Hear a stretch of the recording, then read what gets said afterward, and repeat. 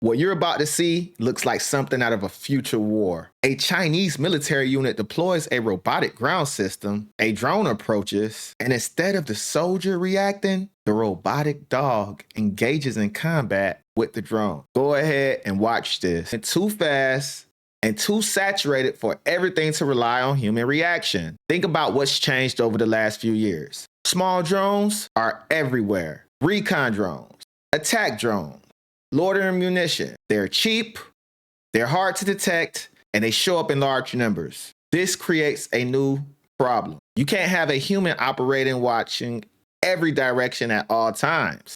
And you can't keep using expensive missiles to shoot down low-cost threats. So militaries are looking for something else.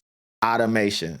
That's where systems like this come in. Ground robots positioned around bases, forward positions, or critical areas. Sensors watching continuously. Software identifying aerial threats, and response happening faster than a human decision cycle. This isn't about futuristic weapon. This is about reducing manpower requirements and reaction time. And if it works, it changes how you defend positions in a drone-heavy environment. Now, here's the part that really matters. One robot doesn't change anything. What matters is whether this moves beyond demonstration. Can it operate in real conditions? Can units train with it? Can it stay running in the field? And most importantly, can it be produced in large numbers? Because the future battlefield advantage isn't about having the most advanced system, it's about having enough of them. So the real question isn't, does China have robot dog?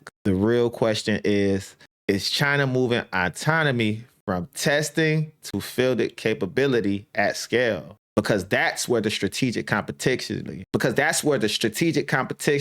actually happens. Speed of deployment, speed of integration, speed of learning in operational units. Now let's talk about the United States. The US military is not behind in autonomous technology. In many areas, the US still leads in advanced AI sensors and high-end unmanned systems. There are robotic ground platforms, autonomous drone programs, and major efforts focused on mass deployments of unmanned systems. The Pentagon's current push isn't just about better technology, it's about getting large numbers of autonomous systems into operational units quickly, because leadership understands the real issue.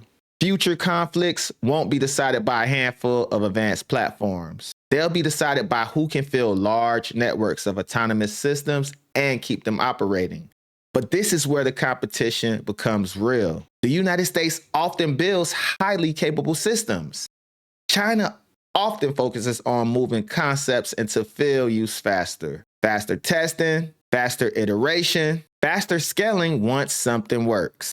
And when you start seeing military units publicly operating systems like this, it suggests the focus isn't just research anymore. It's operational learning. There's also another layer to this. Public demonstrations like this aren't just technical, they're messaging. They show direction, they show priorities, and they signal to competitors, this is where we're investing. This is where we're moving. This is what you should expect more of. The bigger shift is here.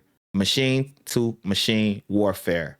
Drone versus counter drone systems. Autonomous sensors detecting threats. Ground and air systems working together without constant human control. Fewer people exposed forward. Faster engagements. Higher operational tempo. That's where modern combat is heading. So the takeaway from this video isn't that China built an interesting robot. The takeaway is that China is actively pushing autonomy into practical military roles. And the real competition isn't about who has the most advanced prototype. It's about who can turn autonomous systems into reliable, repeatable combat capability and do it at scale. Because in the next conflict, the advantage won't go to the side with the smartest machine. It will go to the side that can put thousands of them into the field and keep them operating. This is what military competition looks like now. Not just weapons, but new ways of fighting. And demonstrations like this are early signals of how fast that shift is happening.